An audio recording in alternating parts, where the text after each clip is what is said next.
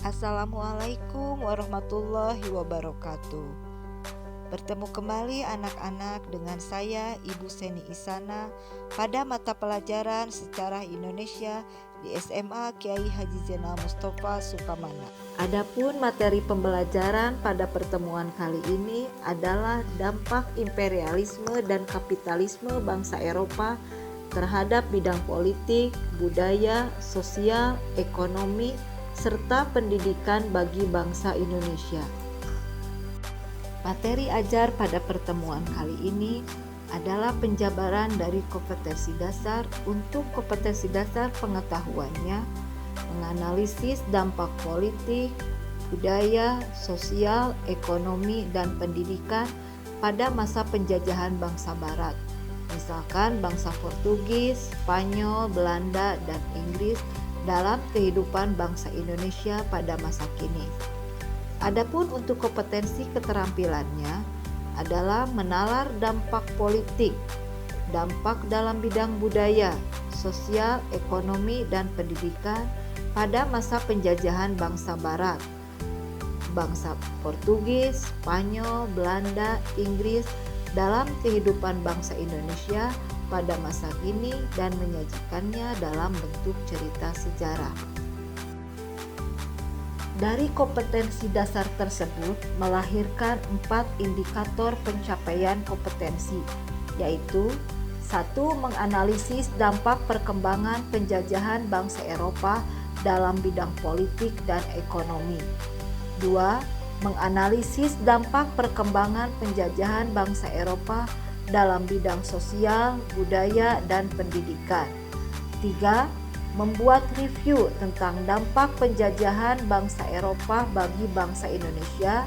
Dan yang terakhir, menyajikan hasil review tentang dampak penjajahan bangsa Eropa bagi bangsa Indonesia, baik itu dalam bentuk lisan ataupun dalam bentuk tulisan.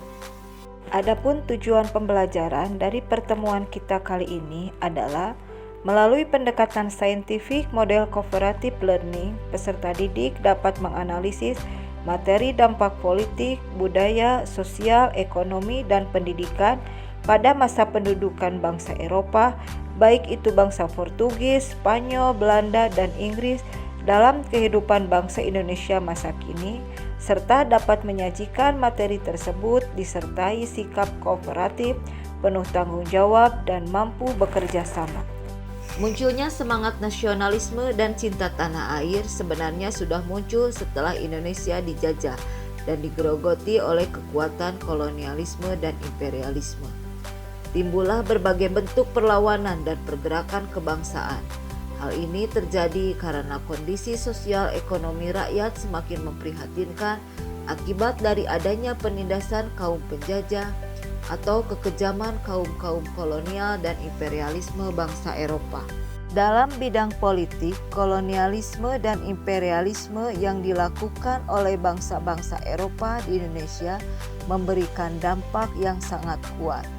Antara lain, Daendels dan Raffles di sini sebagai gubernur dari pemerintahan Belanda saat itu meletakkan dasar-dasar pemerintahan yang modern di Indonesia, di mana para bupati dijadikan sebagai pegawai negeri dan sifatnya diberikan gaji.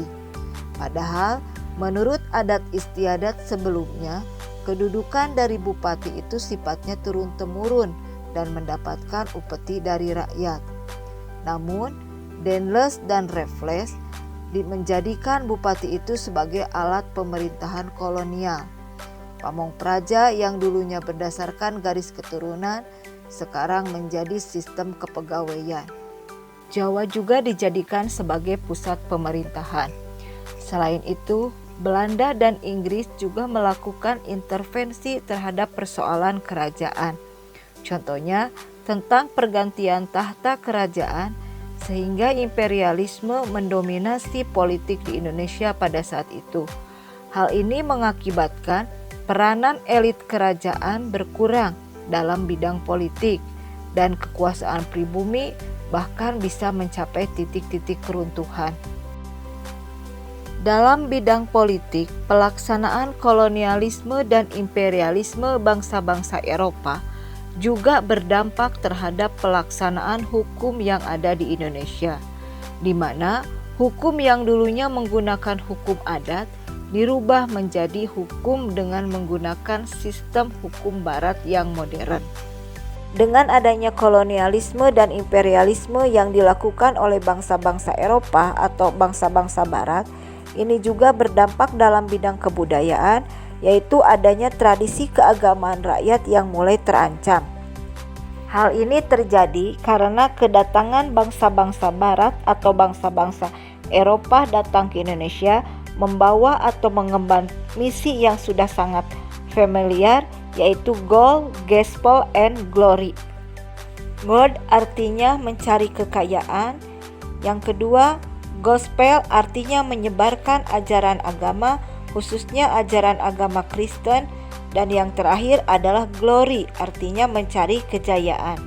Misi gospel inilah yang melahirkan adanya agama baru di Indonesia, yaitu agama Kristen, baik itu Kristen Protestan ataupun Kristen Nasrani. Sosial, kolonialisme dan imperialisme berakibat makin melemahnya kedudukan dan perekonomian penguasa pribumi.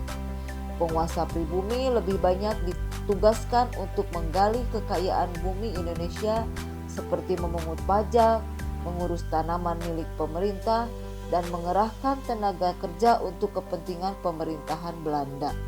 Dalam bidang ekonomi, kolonialisme dan imperialisme yang dilakukan oleh bangsa-bangsa Eropa mengakibatkan diterapkannya sistem monopoli perdagangan yang dilakukan di Indonesia. Dalam sistem monopoli perdagangan bangsa Eropa, para pengusaha Eropa memberikan aturan yang sangat tegas kepada para pengusaha pribumi bangsa Indonesia untuk melarang penjualan hasil bumi dari mereka dijual kepada pihak asing selain bangsa Eropa. Dan hal ini menimbulkan kekecewaan para pribumi Indonesia terhadap para penguasa bangsa Eropa.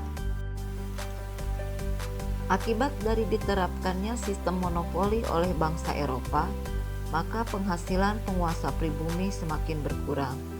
Di pihak rakyat, khususnya para petani, harus mengelola sebagian tanahnya untuk ditanami dengan tanaman-tanaman ekspor dan menyumbangkan tenaganya secara paksa kepada pemerintahan kolonial. Hal inilah yang mengakibatkan runtuhnya perekonomian rakyat.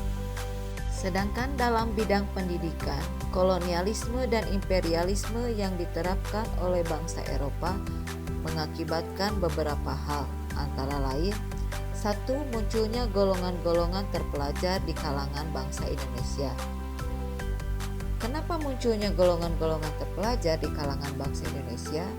Karena pada masa pemerintahan atau pada masa penjajahan terutama bangsa Belanda, Belanda memperbolehkan anak-anak Indonesia untuk mengenyam pendidikan, entah itu pendidikan sekolah dasar, sekolah menengah, atau sekolah-sekolah berkelanjutan. Hal ini memunculkan timbulnya golongan terpelajar di kalangan bangsa Indonesia.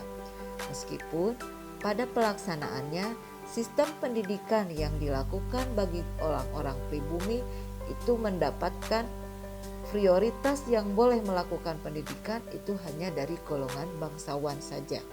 Dengan diperbolehkannya sistem pendidikan bagi anak-anak pribumi, maka hal ini mengakibatkan bangsa Indonesia bisa membaca dan menulis, sehingga bisa menjadi tenaga kerja di perusahaan-perusahaan Belanda.